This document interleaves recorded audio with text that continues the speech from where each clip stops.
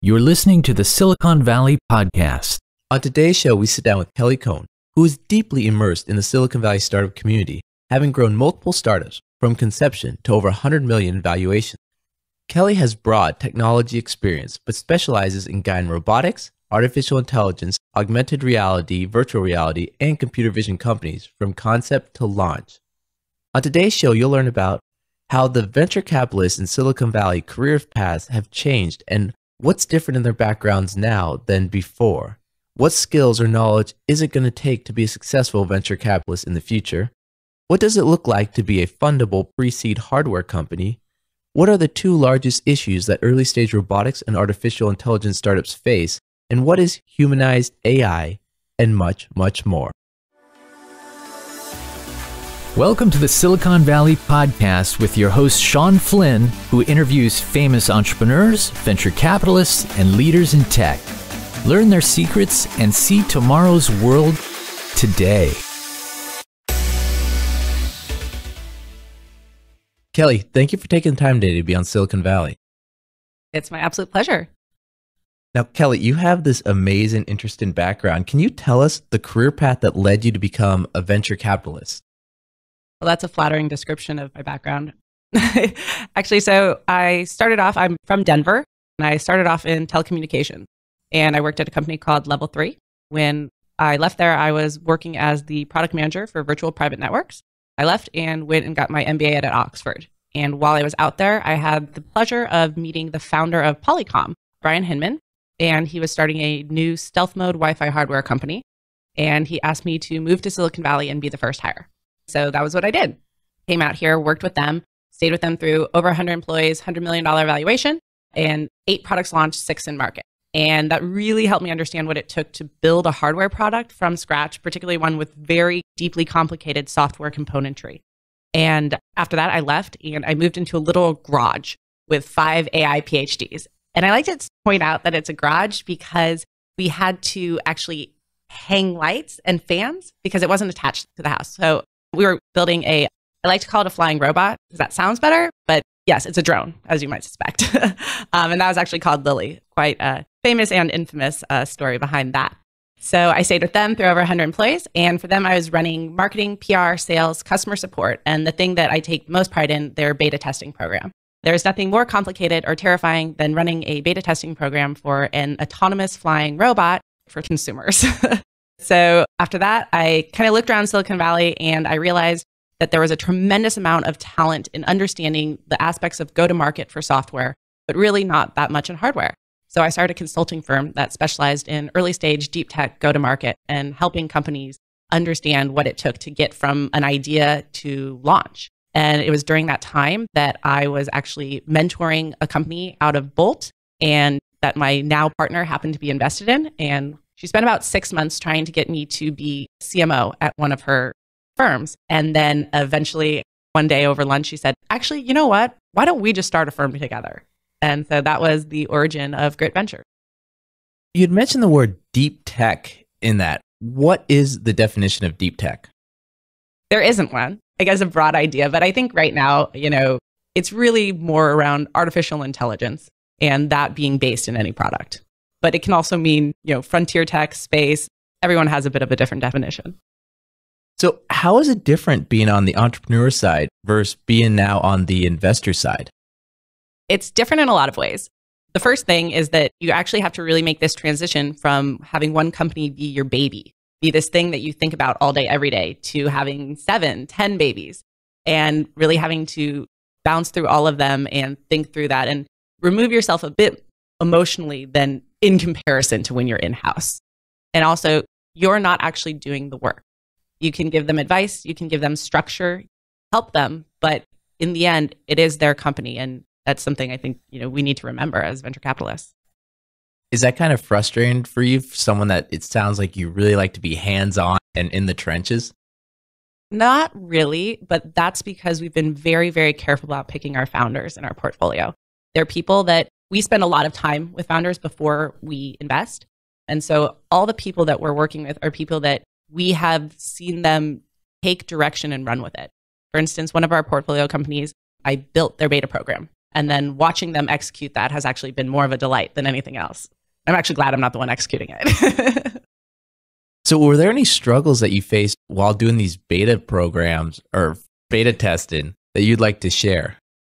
So I think the way to think about beta testing is, I'm sure this question will be cut because I'm going to get really nerdy on this, but essentially the goal is to take every use case, every single one that you can think of, break it down into its metrics and its componentry, and then align it with gates that through which you move. And that's how you know when you move to the next step of hardware. So there are basically two buckets. There's a problem that you are slowly moving closer to reaching your metric goal. And there's a problem that you have no idea what's going on. So with Lily, for instance, we were moving closer and closer to our metrics. Everything was going well. But for some reason, the drone would just toilet bowl randomly. And we didn't know how to fix that. And when we are diligencing companies, those are actually really the things we look out for, are the problems that they don't know how to fix. So then you've had all this experience hands-on in hardware companies. Is this very similar to the other VCs in the Valley, or what's kind of the career path that most of them have taken, and has that changed over the years? Yeah, actually, I think we're in a really interesting time. The original, the OG VCs, if you will, of which my partner was, most of them were operators and engineers. And it was because it was this time of telco and deep tech, and these companies really understood their technology. Anyone that was creating a company at that time understood their technology, but they really needed help in understanding how to build it into a company. So that was how you saw so many operators. Then we moved into the mobile social gaming wave. And that was really when we saw a lot of financiers join the business. And so because it was a different time, it was about customer acquisition costs and virality quotient. And those were the things that were more important. As we move back into this era of artificial intelligence and deep tech, I think you're seeing the reemergence of the operator engineer model. And especially in the very early stage, which are the people I spend most of my time with, many of us are operators and engineers. Do you see in the future a lot of the investment bankers or the economic majors moving away from VC? No, I think that, first of all, there's still always a lot of SaaS. Not everything is deep tech. But also, after you get past pre-seed, seed, Series A, it really does become more about financial tinkering. And so I think they'll probably just move later stage. Then what skills will be the most valuable for a VC to have in the future to be successful? Well, I think that in the early stages, the skills that are most helpful are the ability to understand how to build a company, and specifically to understand that from experience. So when you're saying the early stages, the first 2 years of a company's growth, more or less, or? It's a really difficult question. One of the big things that we're seeing, particularly in the robotic space, is that many of the companies are spinning out of labs and have gone through many, many years of working and DARPA grants before they even spin out. What's a DARPA grant? It's a government defense grant. And they're really great because they're kind of loose. They don't give you that much direction in what you have to do. So it really gives these guys years to explore. A company that wants a DARPA grant, most grants, from my understanding, take 6 months, a year, paperwork to fill out. What's kind of the process for hardware companies? Because it sounds like it must be very capital intensive then. Well, so two different things.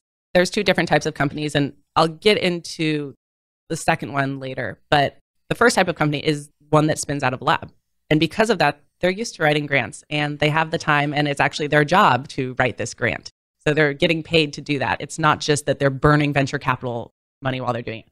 By the time they spin out, they usually stop writing grants because of how time consuming it is. So then the people that are used to writing grants, do you notice that some of those players kind of get switched once they go to a spinoff or a company, in the sense that maybe their mindset's not there to grow a company? Maybe they are more researchers in the lab and they need that sales entrepreneur crazy guy that, used to sell houses and used cars? This is a topic that comes up a lot. The answer that I give is I try to not tell an entrepreneur if he should be the CEO or not. What I try and do instead is ask him what he wants to do all day. And so I say, do you want to work on product and innovation and think about what the next thing's going to be in terms of the technology for your company? Because if you do, that's a CTO. If you want to spend all day making sure you don't run out of money and talking to people like me, then that's a CEO. And so I'm not going to tell you what to do, but just decide how you want to spend your day. How does that dynamic structure then work when this group of engineers that have worked together in a lab for the last year or two now have to find an outside person to come in and kind of almost take advice or orders from the person? I think you just have to be very careful. And oftentimes, I think what works really nicely is to actually bring in an interim person. And so an interim high-level person that you're working with for 6 months, and then they get promoted to CEO. That could be one way, like a try before you buy, if you will. Tell me, what is the investment thesis or focus of your venture fund, Grit Ventures? Grit Ventures, we focus on industrial robotics.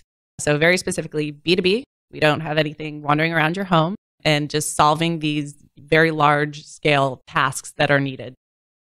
Kelly, question for you. Why is right now the time for robotics? It's an amazing time to be a robotics venture capitalist firm. There are 4 big changes that happened in the world that have made robotics this enormous opportunity at this exact moment. So the first one is the cost of componentry has gone down dramatically. People think about robots, they generally think about these huge machines that you see in an auto manufacturing plant that cost $250,000 to $1 million. And that's simply not the case anymore. We tend to see robots costing between $4,000 and $15,000. So that's a huge change, right? In terms of being able to start a company with much less capital. The other thing that's been really interesting is robotics as a service. It's an entirely new business model that most people are starting to adopt. And I think almost everyone in our portfolio has that model where rather than actually trying to sell a robot, which if you've ever sold hardware is a really painful thing because the next year you have to figure out what is the new interesting thing you're going to sell. Whereas as a service, you have monthly recurring revenue and multi-year contracts. It's a really beautiful thing. The other thing that changed, and this point can be debatable, but ROS 2.0, the robotic operating system, was an open source. And this is largely used by people that maybe didn't come out of a lab and have a long time to work on their code and build proprietary code base. It's open source that allows them to basically cut off 2 years of development time because they have a platform on which to build. And then the last thing, and I think this is probably the most interesting thing for people not deeply entrenched in this space, is that we are seeing massive labor shortages across the world. And these are labor shortages in older and traditional industries. And this is causing a radical change in how quickly people can go to market, in the sense that startups used to have to have their very first client be a mom and pop and then build their way up to the big guys. But when you're dealing with labor shortages, it's the big guys that are feeling the pain the most. So these small little 5-person teams living in garages are actually having the biggest names in their industry be their very first client.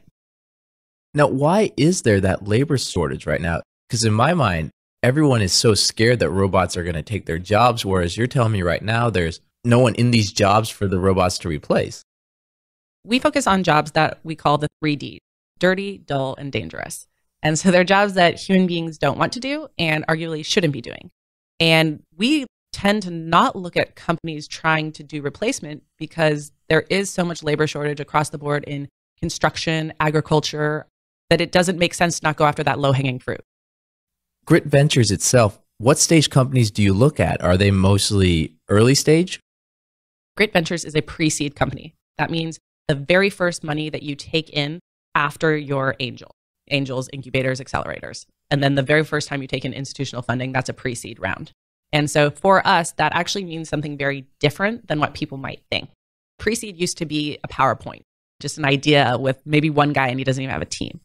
In order to even enter our funnel of consideration for investment, you have to have a working prototype and a pilot that is at least in the works. Any of these companies that are in your funnel that you've looked at, have you had any stories or instances where maybe their products completely backfired on demonstration, or do you yourself have any personal stories of just something failing when it shouldn't have failed? The thing that I would say is, so because I've run beta testing, it is my job to try and break the robot upon demo, to figure out how to make it wander off the happy path. Because when you're doing a demo for investors or customers, you're always trying to make sure that they don't ask you to do anything that you haven't planned for. Because oftentimes, it is a prototype. It doesn't really know how to do that. And so I remember one time when I was in-house with my flying robot, I was sitting in a chair and we were testing out in a field. And I was, I think, like 8 months pregnant. And all of a sudden, I'm in the middle of a conversation. All of a sudden, out of the corner of my eye, I see this robot just flying at me. And I jumped off my chair and it ran it right into the chair where I'd been sitting. You gotta keep your eyes peeled. So Kelly, when these companies come to you and ask for the funding, what are kind of the expectations for them to use or for them to build with it? What do you want to see? Yeah, so in general, you raise a pre-seed round and then you're raising your seed round 18 months later. And so in that time, what you need to focus on is go-to-market.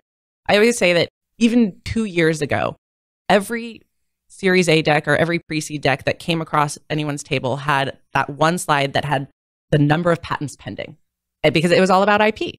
And I think that's really shifted because, especially with the dawning of artificial intelligence, there's a million different ways to solve a problem.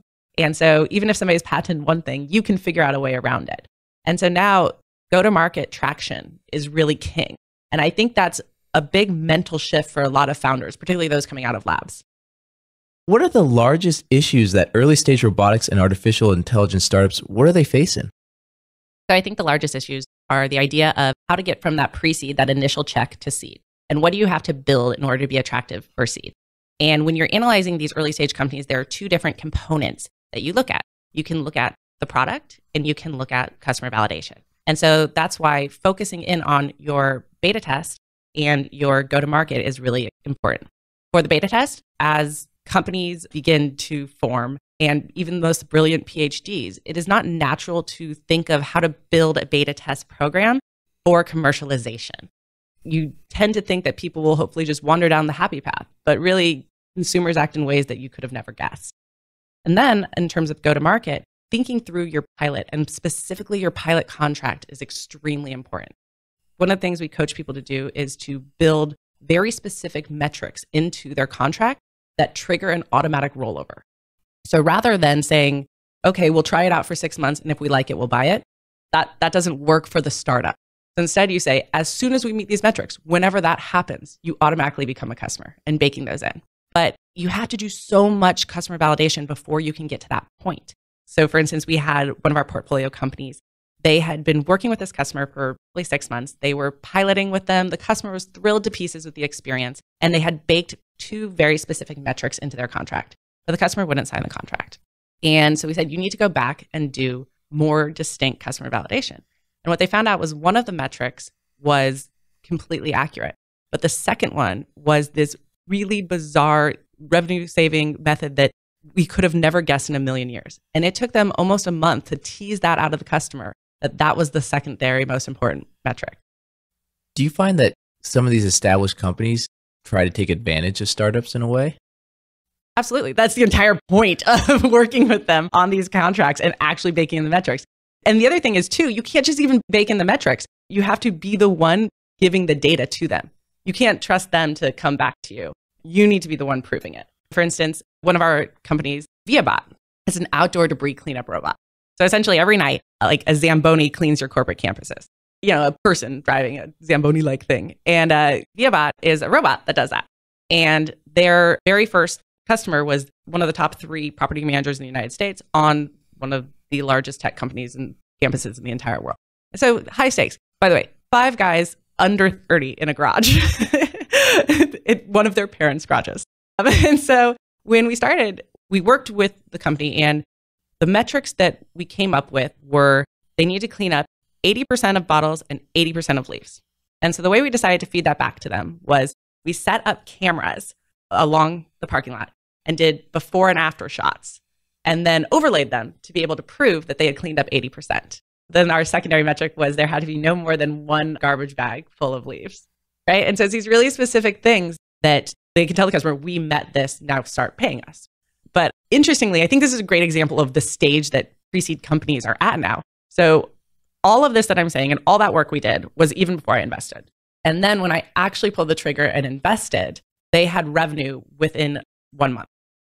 How did this company survive that long without funding, or did they have some friends and family beforehand? They had gone through HAX, the hardware accelerator, beforehand. And that had been really fantastically interesting because HAX had sent them to Shenzhen to build their product. And so they'd gone over there to build their product. When they went there, they were originally going to be a yard cleanup for leaves for homes. So they were a consumer product when they went into this accelerator. And when they left, they were a commercial product. But because, it's fascinating to me, because they had been trying to be a consumer company, they were trying to go as low cost as possible. And they ended up creating this absolutely beautiful robot built from industrial car parts. So it's really tough that their original prototype BOM bill of materials was $4,000. So you'd mentioned they went to an accelerator program. Is there a lot of those resources for hardware companies? Absolutely. So this is the trend that we're seeing. So the 4 options before you take in your first institutional fund are grants and labs, angels, and friends and family, and then incubators and accelerators. And that's how people survive until they get to institutional. And you'd mentioned Shenzhen as well, Shenzhen, China. Is there a lot of activity going on there for these hardware companies? Yeah, absolutely. I mean, it's a place where you can build things much cheaper and the componentry is cheaper. Yeah. You'd mentioned humanized AI. Can you give us more of a description of that and what is it? So humanized AI is the idea that we are moving from robots in cages inside auto plants to things that are going to have to deal with us in our everyday life, right? And they actually have to interact with humans. When you do that, you need to think about what does human interaction look like? And this starts bringing in so many different disciplines. And we're seeing these much more diverse teams, not just in terms of male and female or ethnicity, but in terms of what they studied, philosophy, psychology, all of these sorts of people are starting to get involved in the creation of robots. And I think there's a really interesting way to think about this. One of the Savioke, it was a hotel delivery robot.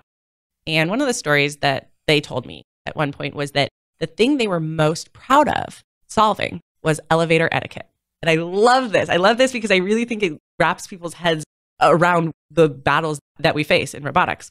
And so when you think about getting on an elevator, the doors open and you have to assess the scene and then figure out how to get on without running over a toddler. Then you have to navigate your way to the button pad, press your button, navigate back without running over anyone so that other people can get on. And then when it's your turn to get off, you have to get off and maybe there's people in front of you. And the work they had done there was the thing they were most proud of. And I think that's just so telling. I think that a lot of people don't understand what it means to be a robot in the real world. The thing I would say is what that has made me do is every time I see one of those little box robots wandering down the street in Palo Alto or San Francisco, and we get to like a stoplight, and there's only one curb that this thing can go down. Like it can only go down the slanted piece. So I just stand there and see what it does. I'm sure their handlers just love me. So you're a hardware VC trolling. I just want to see what its etiquette protocol is. Before you mentioned that the companies you're invested in are not replacing humans because the jobs that they're doing are already vacant right now, or they're dirty jobs that are dangerous. Where are people going to see robots taking the place of their jobs right now? Where are we going to see the trends in the future, or the first ones that we're really going to see? Yeah, so I think that the first wave that we saw was in like warehousing automation, right? We've seen those for the last several years, and that's a place we've seen a few exits as well. The next wave we believe to be more vertical centric: construction, agriculture, logistics, industrial, transportation, of course, and then energy and health. It's interesting that you'd mentioned agriculture. I just listened to an interview with Jim Rogers, famous investor, and he talked about the aging population of all these farmers being 68 years old, all retiring, their farms just being pretty much vacated. I mean, what are the robots that are going to come in and do? We're seeing everything from harvesting. There's a lot of strawberry harvesters out there, apple pickers, things like that. That's a lot of what we're seeing on farms right now. In construction, what we're seeing is they're more centric on specific trades. So a lot of these trades that framing, drywalling, those sorts of things that are very specific and require a lot of training to do, it's just as you were saying, that population is retiring and getting out of the workforce, and it's not being replaced. And so a lot of our companies are actually working really closely with the unions and with job training centers to train up people to be the person that minds the robots on these construction sites. Tell me about some of your portfolio companies. What problems they're solving? What's exciting you about them? I already talked about ViaBot, which I'm on the board there, so I had a lot of information there. But so I have two others that I think are worth discussing. So Diligent Robotics is in our portfolio, and they are a hospital delivery robot. They actually made the Time magazine top inventions of 2019 this morning, so we were very excited about that. But what they do is they deliver supplies to rooms. Now, you've seen these boxes that you can load up and then they roll down the hall. That's always been a thing. But this is an actual robot that goes, scans the room, sees what's missing, wanders down to the supply closet, pulls open drawers with his little hands, pulls things out, and then brings them back to the room. So it's a much more advanced thing. But here's what is the most interesting piece about it. Hospitals not only saw that they were able to deal with some of the problems of labor shortage, so there aren't enough nurses and nurses' aides, but what they saw was a dramatic reduction in falls because nurses were able to focus on their patients rather than having to do some of these more menial tasks like stocking the room. And it's those sorts of things that really get us excited about this industry. So there's another company, and it is not in my portfolio yet, an incredibly exciting company. One of the things that is exciting about it's run by a woman, one of the very few women running a robotics firm. It's called Dishcraft, and it's dishwashing as a service. It's very cool. And they use a hub model, and it's just like uniforms. You have your dirty uniforms in a bin, someone picks them up and replaces them with clean ones. And that's exactly what they're doing with dishes. The woman running it is this fantastic woman named Linda. She is one of the very few repeat entrepreneurs already seen an exit in robotics, and she's just a rock star. Tell me more, because I can't visualize it. So This is so funny. No one can. And so I am constantly bringing people by Linda's office to show them the machine. But essentially what happens is you have a large bin that you put your plates on, and the plates slowly go down each time so that there's not just a big stack. They go down into their little bin. And then you close the bin, done, and someone comes and rolls it out and rolls in new plates for you. They take the bin and they push it into a large machine, and a robot hand picks up the plate, scrubs it, and then puts it into a rack, and then it goes through the sanitizer. Do you have any other stories, or you yourself, of being a female in this more male-dominated sector? Well, I definitely have some that I probably won't share, but I think one of the most interesting ones was that, so I was working in-house at a company, and I had a very large team reporting to me, and all day I was managing this very large team, and my husband, who is an early adopter, bought Alexa. He hooked up all the lights in our home to Alexa so that you couldn't turn them on or off manually, or else you'd mess everything up. And so I'd come home every night after running this huge team and then have to ask my husband to ask Alexa to turn off the lights because she couldn't understand my voice. And this went on for several months where our house was managed by this robot that could not understand me. And I still remember we went on a trip one weekend and came home, and suddenly she understood me. And so I had hired some people from the Amazon beta testing team, and they overheard me complaining about this one day. And they said, "Oh, don't you know, there weren't any women on the beta testing team. And so they must have not tested frequently for the frequency, or tested well enough for the frequency and pitch of a woman's voice." Now, I will say, I had the pleasure of meeting one of the founders of Alexa last weekend, and he heavily disputed this. So take what you will from the story. What technology out there do you think that we should really look for in the next year or two? I don't think you'll be looking for it. I don't think you'll be seeing it. I think I'm going to answer this question the opposite way. I think that 2020 is not about a social robot that plays with your kids or, plays with your dog. We are still in the stage where it is much more interesting to focus on the business to business aspect of things, because that's where we're going to see things moving far before we're ready for the more social aspect. And what advice would you give an entrepreneur or an investor out there? I would give them two pieces of advice. Number one, the terminology around fundraising has changed. And like I mentioned before, pre-seed is no longer a PowerPoint. Series A is no longer prototype and pilot. Realizing where you are and not trying to play above your speed. There is no benefit to raising a Series A when you're really a pre-seed or seed company. That really isn't. You will just get a worse valuation if you get funded at all. And then the other piece of advice I'd give that I mentioned before is that go-to-market is an incredibly important piece right now. You are not going to get funded on a patent alone. And then, Kelly, is there anything else you'd like to mention before wrapping up? Yeah, so I came across a really interesting realization the other day. So when you start pitching a venture fund, you think very carefully about your messaging, and you don't want to put off anyone. And so I started raising right after the Me Too movement. And so we thought, oh man, let's lean into this. And so the first people that we were test pitching on were some of the VC names in the Valley.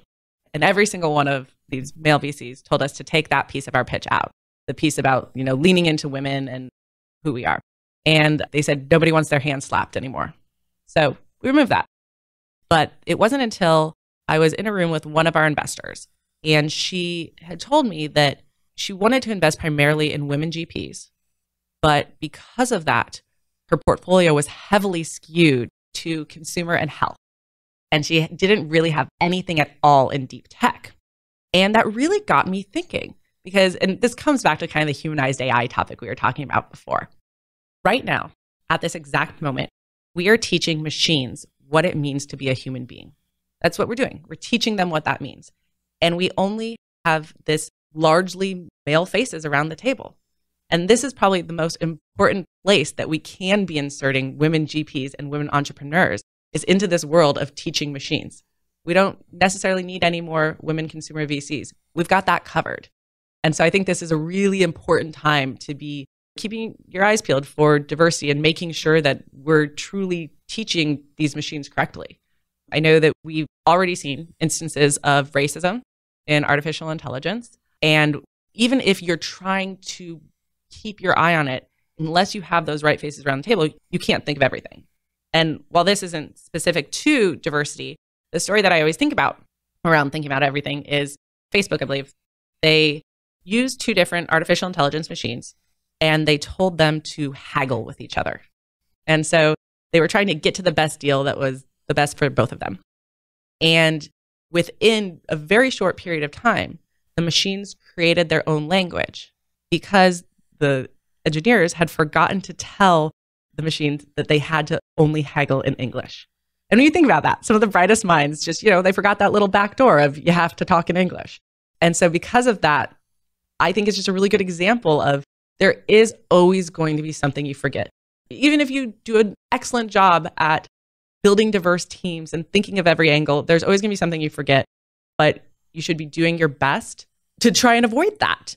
And the thing that I tell a lot of engineers on this topic is that, or founders rather, every man you hire makes first woman hire harder. When you're a 5-person team and you're trying to hire your first woman, that's easy. When you're a 10-person team, it's a little harder. But if you hit 20 and you don't have a single woman on your team, that can be a real problem. Now, when you're saying on your team, do you mean in the top positions or just at the company in general? Ideally, we would want to see a woman in the executive staff meeting, right? Somebody helping drive that decision making. I know that I've rarely seen more than one woman in the executive staff meetings, but even just having one on premise that is hopefully an engineer or someone in tech. I work at the University of Colorado Boulder. I'm on the advisory board for computer science. And we spent a long time at our last board meeting talking about women engineers and why so many were dropping out. So the people that they have a really great ratio entering, but then many women drop out. And we were trying to decide why that was. So we brought in one of the female engineers that had dropped out.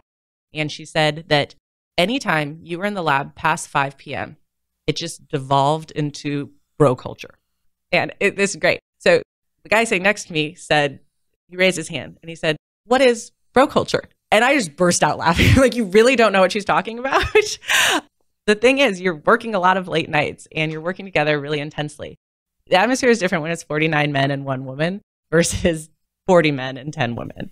The atmosphere completely changes. The jokes change. And just the way you deal with each other changes. And so I think it's important to realize that even if everyone's trying to be on their absolute best behavior, women can feel a little uncomfortable in environments where they're such a deep minority. This is probably more unique to deep tech, but I think it's an important note. Kelly, this has been an amazing interview and has brought up a lot of topics that I know people at home are going to be thinking about. If they want to find out more information about Grit Ventures or what you're working on, what's the best way to go about doing it? We try and make ourselves incredibly easy to find. You can contact us on LinkedIn. And then on our website, we have our emails on there, gritventures.com. Great. And I also want to thank Hardware Massive, Greg, and Matt, who held the event that I saw Kelly at. She was the keynote speaker that led to this interview. And I also want to thank Daniel, who videotaped the interview. So if you want to see pictures of it, join us on our social media, our Twitter, our LinkedIn, where you can find pictures from the interview. And once again, Kelly, I want to thank you for taking the time today to be on Silicon Valley. Thank you for having me. Thank you for listening to the Silicon Valley Podcast. To access our resources, visit us at thesiliconvalleypodcast.com and follow our host on Twitter, Facebook, and LinkedIn at Sean Flynn SV. This show is for entertainment purposes only and is licensed by the Investors Podcast Network. Before making any decisions, consult a professional.